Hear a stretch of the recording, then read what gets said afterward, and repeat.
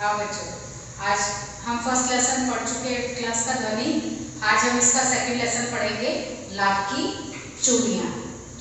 इस कहानी के माध्यम से जो लेखक हैं, वो जो कारीगर हैं, उनकी तकलीफ को बताना चाहते हैं। क्योंकि आज के ज़माने में क्या मशीनी युग आ गया है, हर चीज़ मशीन से बनने लगी है और हर व्यक्ति अच्छी और चमकदार चीज़ देखकर उसी को खरीदता है, मशीन से बनी हुई चीज़ों को।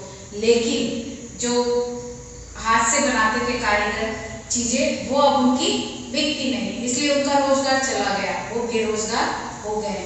तो उन्हीं की मनोदशा को बताया वे लेखक ने इस पाठ के माध्यम से कि किस प्रकार से पहले लाख की चूड़ियाँ पहनना पसंद करते थे लोग, बाद में मशीनों से कांच की चूड़ियाँ रंग बिरंगी सुंदर बनने लगी तो लोगों ने लाख की चूड़ियाँ पहनना बंद कर दी और उसकी जगह वो कांच की चूड़ियाँ पहनने लगे।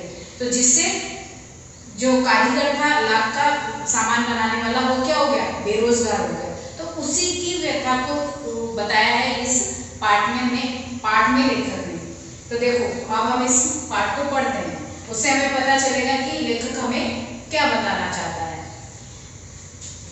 सारे गांव में बबलू मुझे सबसे अच्छा आदमी लगता था, क्योंकि वह मुझे बबलू यहाँ पर लाख का सामान चूड़ियाँ बनाने वाले कारीगर का नाम है। तो जो लेखक था, जब भी गांव जाता था छुट्टियों में, तो वो बबलू उसको, जब वो लाख की चूड़ियाँ बनाता था तो वो उसकी दुकान पे जाता था तो उसको सुंदर सुंदर लाख की गोलियां बनाकर खेलने के लिए देता था।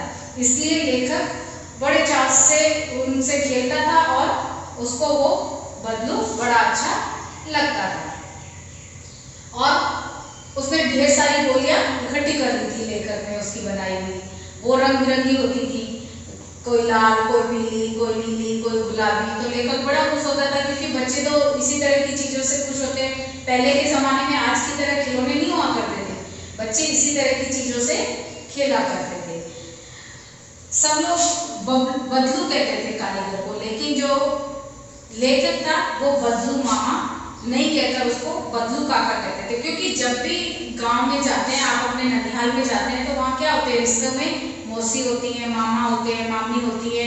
तो ज्यादातर लोगों को क्या बुलाना होता है, बदलू मामा बुलाना होता था। लेकिन लेखक उसको बदलू मामा ना बुलाकर बदलू काका के नाम से बुलाता था। बदलू का घर था वो गांव में एक ऊंचे स्थान पर था और उसके सामने सहन, देखो यहाँ एक वर्ड लिखा हुआ है, सहन। बदलू का मकान कुछ ऊंचे पर बना हुआ था, मकान के सामने बड़ा सा सहन।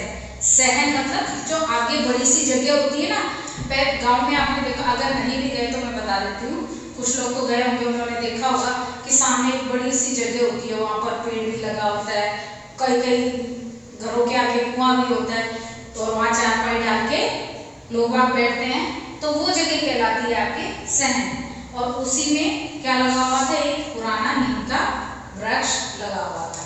उसी के नीचे बैठकर बदलू अपना काम किया करता था। बगल में भट्टी दहकती रहती थी।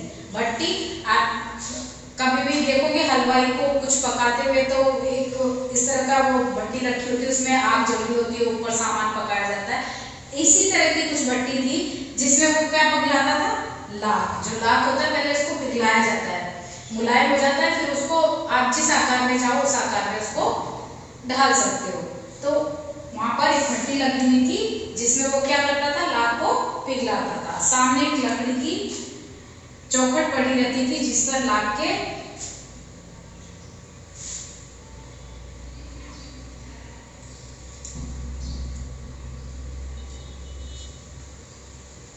मैंने बताया आपको, देखो मुलायम होने पर उसे सलाख के समान पतला करके चूड़ी का आकार, पास में 4-6 विभिन्न आकार की बेलनुमा मुंगेरियां रखी रहती। देखो इसमें दो वर्ड आए हैं, एक तो सलाख।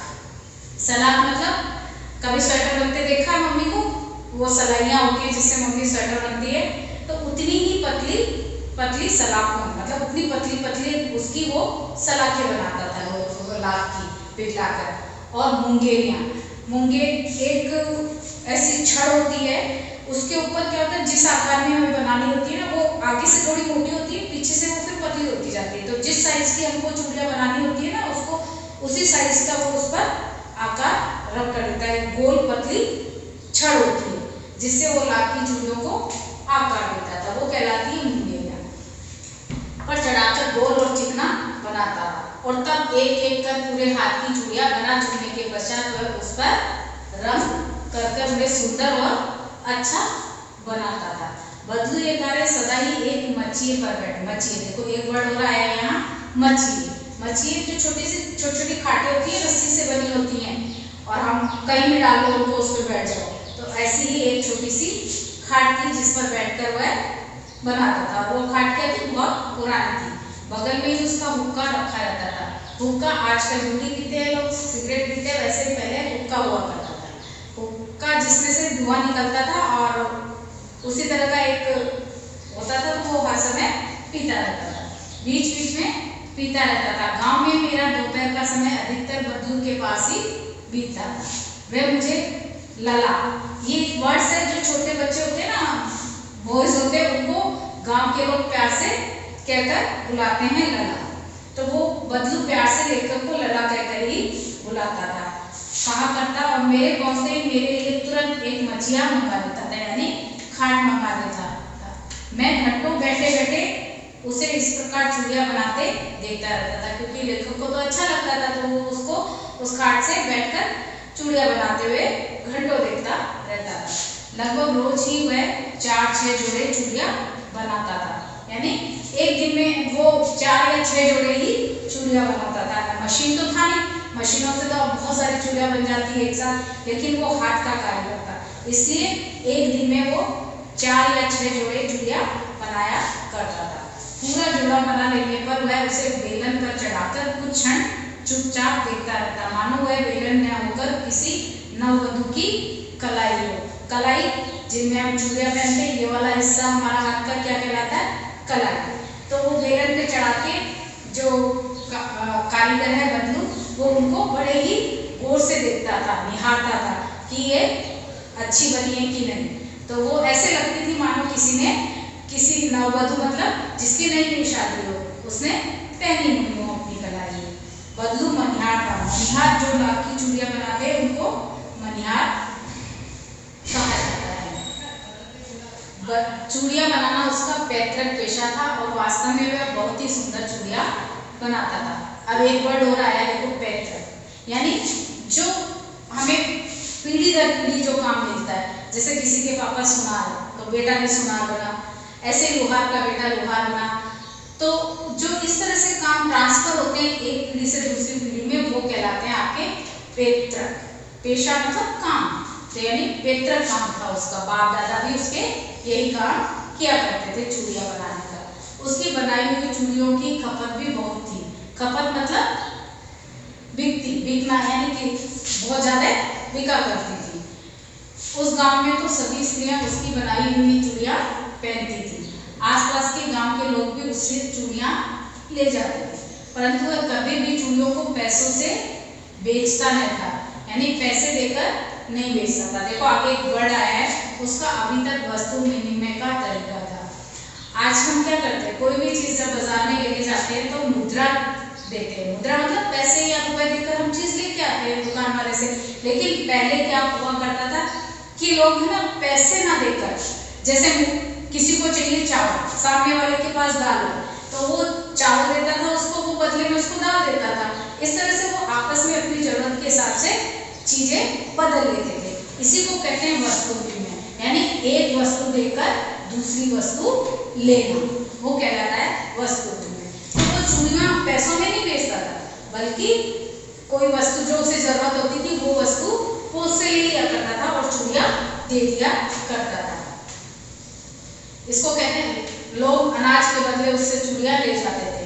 बदलू स्वभाव में बहुत सीधा था। मैंने कभी भी उसे किसी से झगड़ते मतलब लड़ते हुए नहीं देखा। हाँ, शादी विवाह के अवसरों पर वह अवश्य जिद पकड़ जाता, क्योंकि मौका होता है उस समय तो वो कहता था शादी है तो मैं मतलब ज्यादा लूंगा या ये चीज लूंगा, इस तरह से वो जिद पकड़ जाता था। जीवन भर चाहे कोई उससे मुफ्त चूड़ियां ले जाए, परंतु विवाह के अवसर पर वह सारी कसर निकाल लेता था। वैसे कोई लेने आता था तो वो कभी भी ऐसे जरूरी नहीं है कि थोड़े अनाज में भी दे देता था या मुफ्त में भी दे दी कभी मन हुआ तो। लेकिन जब किसी की विवाह होता था या ऐसा कोई अवसर है, अच्छा अवसर है, घर में कोई प्रोग्राम है, तो उस समय जब चूड़िया कोई लेता था तो वो उसके जिद पर अड़ जाता था कि मुझे यही चीज चाहिए, इसके बदले में इतनी चीज चाहिए। फ्री में नहीं देता था उस समय वो, उस समय तो वो अपनी मनमानी चीज उनसे लिया करता था। आखिर सुहाग के जोड़े का महत्व ही और होता है। सुहाग का जोड़ा जब शादी होती है तब नवविवाहित वो पहनती है तो उसको कहते हैं सुहाग का जोड़ा। इसका अपना एक अलग ही महत्व है, हिंदू रीति रिवाजों में बहुत महत्व माना जाता है। इसलिए वो कहता था, इसलिए वो यहाँ जब भी कोई ओकेजन होता था तो वो अड़ के अपनी मनमानी चीज लिया करता था। मुझे याद है मेरे मामा के यहाँ किसी लड़की के विवाह पर जरा सी किसी बात पर बिगड़ गया और फिर उसको मनाने में लोहे लग गए थे।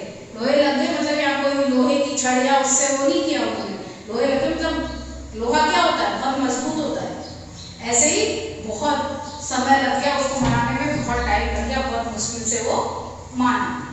विवाह में इसी जोड़े का मूल्य इतना बढ़ जाता था कि उसके लिए उसकी घरवाली को सारे वस्त्र मिलते, ढेरों अनाज मिलता, उसको अपने लिए पगड़ी जो आपने कभी ऐसे बहुत बड़ा कपड़ा होता है 5 या 4 मीटर 6 मीटर तक का भी होता है, उसको सर पे बांधते हैं, उसको कहते हैं पग भी कहते हैं, पगड़ी को पग भी कहते हैं। तो वो होती है पगड़ी, वो भी मिलती थी और खुश होके लोग क्या देते थे, रुपए भी देते थे अलग से। तो वो सारी कसर देखो शादी में, विवाह में या कोई मौके पर वो निकाल दिया करता था। इसलिए वो जब वैसे होता था तो खुश होकर मुफ्त में भी लोगों को चूड़ियां दे दिया करता था।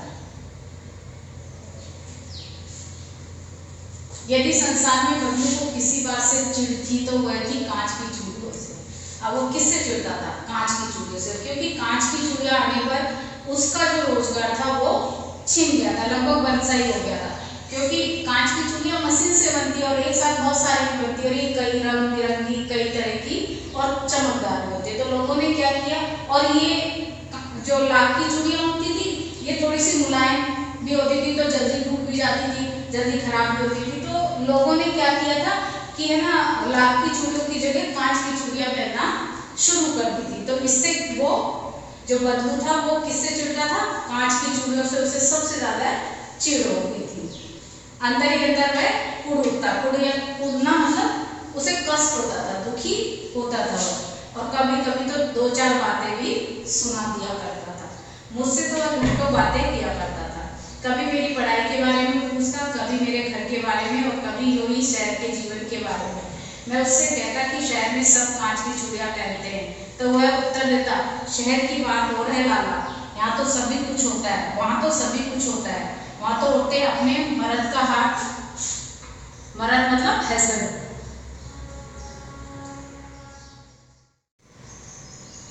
पकड़कर सड़कों पर घूमती भी है और फिर उनकी कलाइयाँ नाजुक होती हैं। लाख की चूड़ियां पहने तो मोच न आ जाए, ये एक तरह से व्यंग कसा है। जो बदलू है चूड़ियां बनाने वाला, उसने एक व्यंग कसा है कि है ना, वो लाख की चूड़ियां पहनेगी तो फिर उनकी कलाइयों में मोच नहीं आ जाएगी। ये व्यंग है, कोई ऐसे नहीं कहा उसने, व्यंग में ये बोला है। इसीलिए उसकी कही हुई बात को किसने, ये इन्वर्टेड इस कोमा में हम जब बंद करते तो वो मतलब उसकी कही हुई बात को ऐसे कैसे हमने रिप्रेजेंट किया है। कभी कभी बदलू मेरी अच्छी खासी खाती भी करता, जिन दिनों उसकी गाय के दूध होता हुए सदा के लिए मलाई बचा कर रखता, और आम की फसल में तो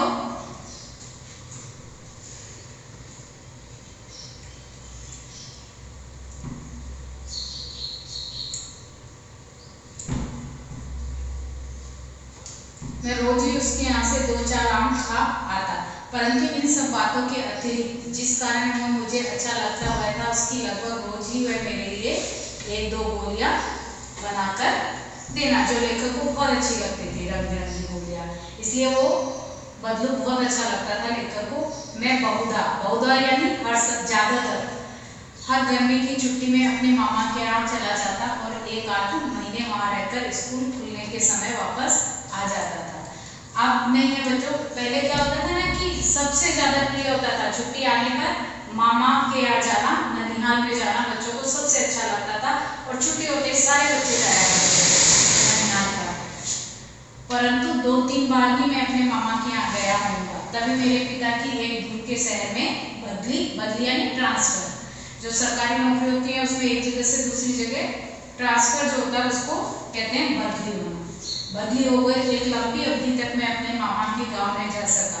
तब लगभग 8-10 वर्षों के बाद जब मैं वहाँ गया तो इतना बड़ा हो चुका था कि लाख की गोलियां अब रुचि मतलब अच्छी नहीं लगती थी। अब बड़े होते तो बदल जाता है, स्वभाव भी बदलता है, खेल खिलौने भी बदल जाते हैं, खाने की पसंद भी बदलती है। तो इसी तरह लेखक की भी रुचि अब गोलियों में नहीं थी। अतः गांव में होते हुए भी कई दिन तक वह बदलू को ध्यान नहीं कर पाया, क्योंकि उसे ध्यान ही नहीं आया, उसको गोलियों में रुचि नहीं रही, इसलिए उसने बदलू को भी याद नहीं किया बहुत कई दिनों तक। इस बीच मैंने देखा कि गांव में लगभग सभी स्त्रियां कांच की चूड़ियां पहने हैं। विरले यानी मुश्किल से किसी की ही हाथों में मैंने लाल की चूड़ियां देखी। तब एक दिन सहसा अचानक मुझे बदलू का ध्यान हो आया। तब ये बात हुई कि बरसात में मेरे मामा की छोटी लड़की आंगन में फिसलकर गिर पड़ी और उसके हाथ की कांच की चूड़ी टूटकर उसकी कलाई में घुस गई। वो गिरी, वैसे ही उसकी कांच की चूड़ी टूट गई लड़की की और उसकी कलाई में घुस गई और उसमें से खून बहने लगा। मेरे मामा उस समय घर पर न थे। मुझे ही उसकी मरहम पट्टी मतलब कोई चोट लग जाती है, फिर उस पर हम दवाई लगाकर जो पट्टी करते हैं उसको कहते हैं मरहम पट्टी करनी पड़ी। तभी सासा मुझे बदलू का ध्यान हो आया और मैंने सोचा कि उससे मिलकर आऊं। अतः शाम को मैं घूमते घूमते उसके घर चला गया। बदलू वही चबूतरे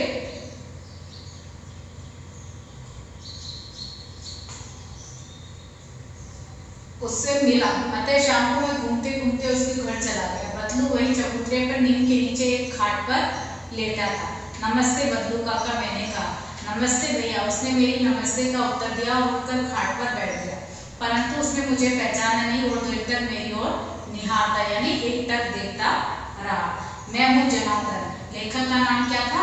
जनार्दन। उसने कहा काका मैं जनार्दन हूँ, उसके पास से गोलियां बनवा कर ले जाता था ना आपके पास से मैं। उसने याद दिलाया कि मैं आप वही जनार्दन हूँ जो आपके पास से गोलियां बनवा कर ले जाता था। बदलू फिर भी चुप रहा, मानो वह अपनी स्मृति यानी याद, स्मृति मतलब याद करना, स्मृति पटल पर अतीत के चित्र उतार रहा। और तब वह एकदम बोल पड़ा, आओ आओ लल्ला बैठो, तुम बहुत दिन बाद गाँव आए। हाँ, इधर आना नहीं हो सका काका, मैंने चारपाई पर बैठते हुए उत्तर दिया।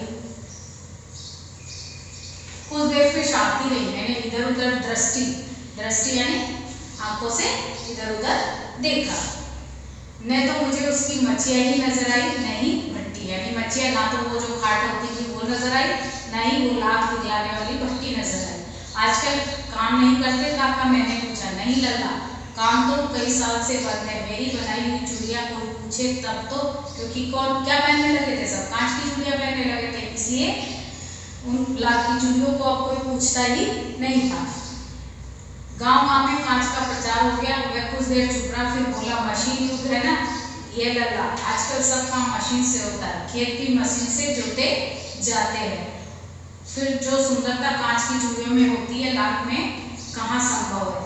यानी जितनी सुंदर भाई वो मशीन से बनती थी, इसलिए वो ज्यादा सुंदर होती है, और जो लाख की चूड़ियां हाथ से बनी हुई चीज उतनी सुंदर नहीं होती जितनी की मशीन से बनी हुई चीज होती है। लेकिन कांच बड़ा खतरनाक होता है, बड़ी जल्दी टूट जाता है। मैंने कहा, नाजुक तो फिर होता ही है लल्ला। कहते कहते उसे खांसी आ गई। वह देर तक खांसता रहा, क्योंकि उसको अब वो बीमार रहने लगा था।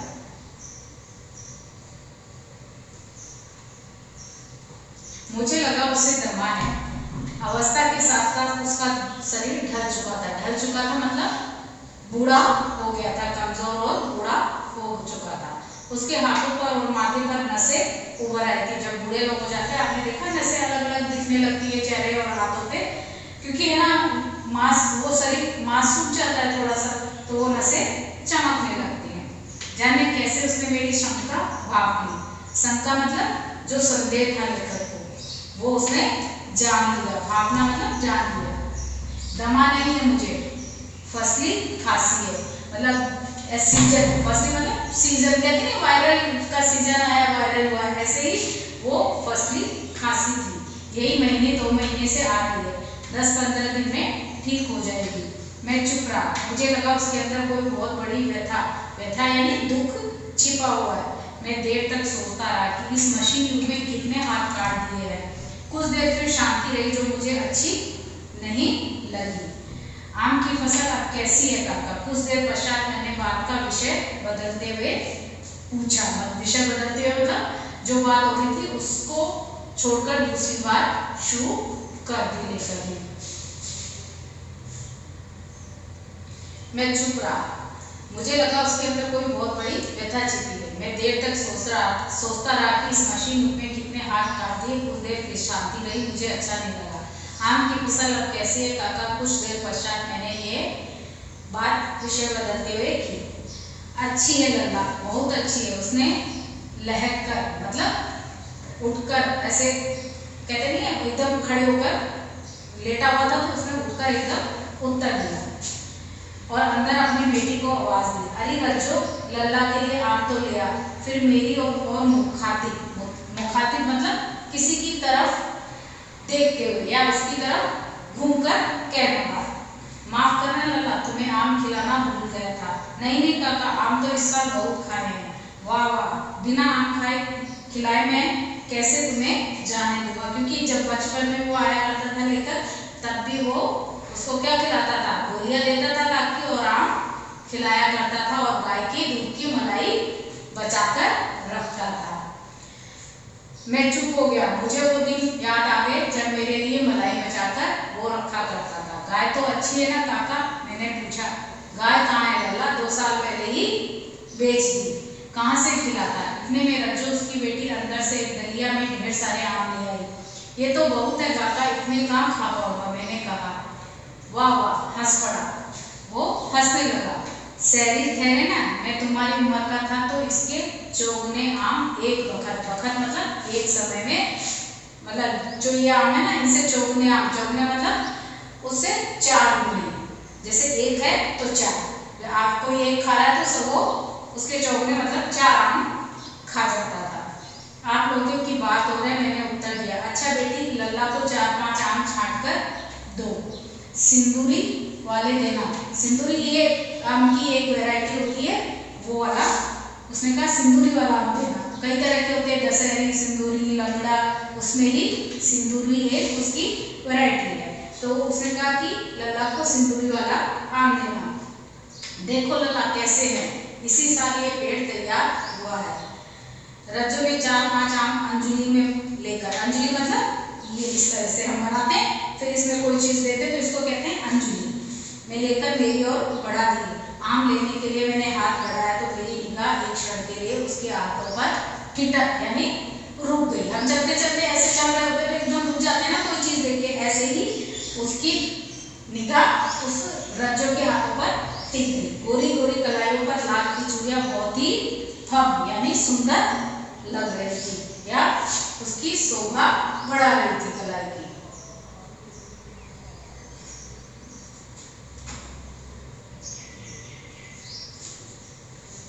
बदलू ने मेरी दृष्टि देखी और बोल पड़ा, यही आखिरी जोड़ा बनाया था जमींदार साहब की बेटी के विवाह पर।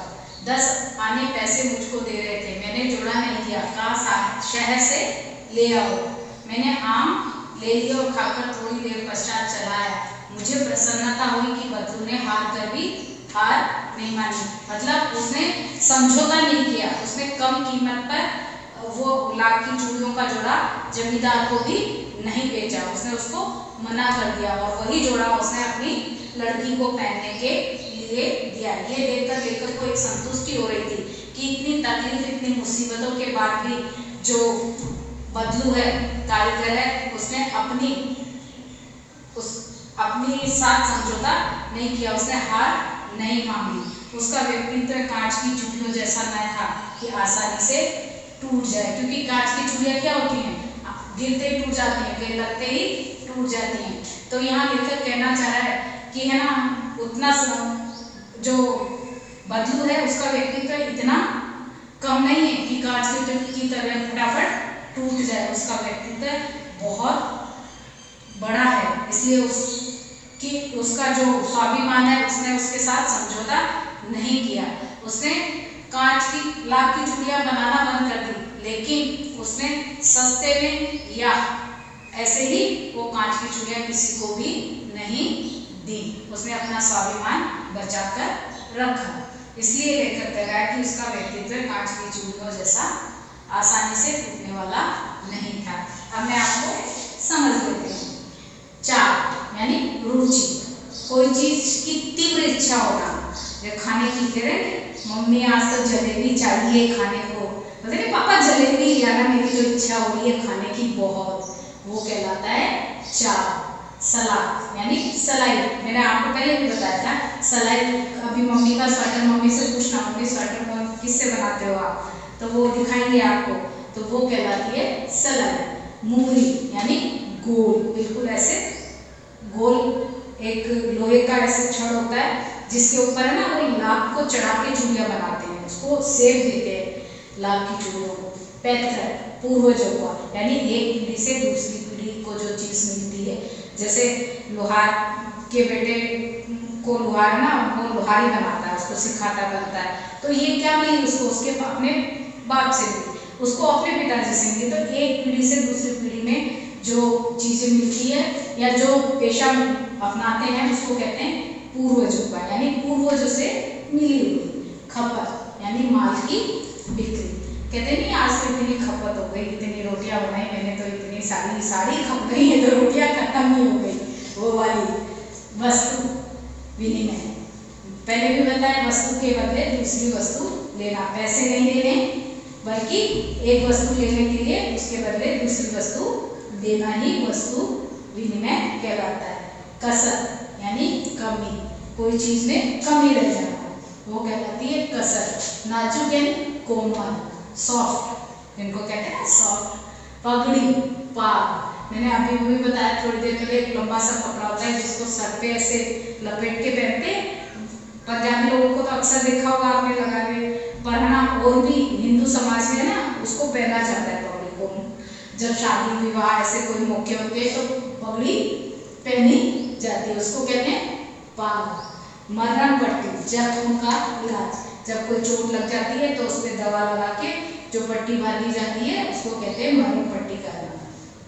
मचिया, चौका खाट, रस्सी से बनी हुई छोटी सी खटिया जिस पर लोग बैठते हैं या सोते हैं उसको कहते हैं खाट। उसको कहीं भी डाल लो उठा के, बेड की तरह नहीं होती कि अब सोना तो कमरे में ही जाओ, ऐसा नहीं, इसको तो कहीं भी डाल लो। बाहर बरामदे में सोने का मन है तो बरामदे में सो जाओ, कमरे में डालने का मन है तो कमरे में डाल लो। मुखातिब यानी देखकर बात करना, किसी की तरफ देखकर बात करना। डलिया, बांस का बना हुआ, एक बार हमारी स्कूल में भी सिखाए गए थे, बांस वाले आए थे, उन्होंने सिखाई थी टोकरियां बनाना, वही कहलाती है डलिया। फबना, शोभा देना, कहते नहीं कि ये तो बहुत सुंदर लग रही है, तेरे ड्रेस तो आज बड़ी जच रही है, तो वो जचना कि क्या कहलाता है, फबना, किसी के ऊपर वो चीज शोभित होना, अच्छी लगना कहलाता है फबना। थैंक यू बच्चों, ये आपके शब्दार्थ हो गए, लेसन फिनिश हो गया। अब इसकी क्वेश्चन आंसर की PDF आपको भेज दूंगी मैं। Thank you.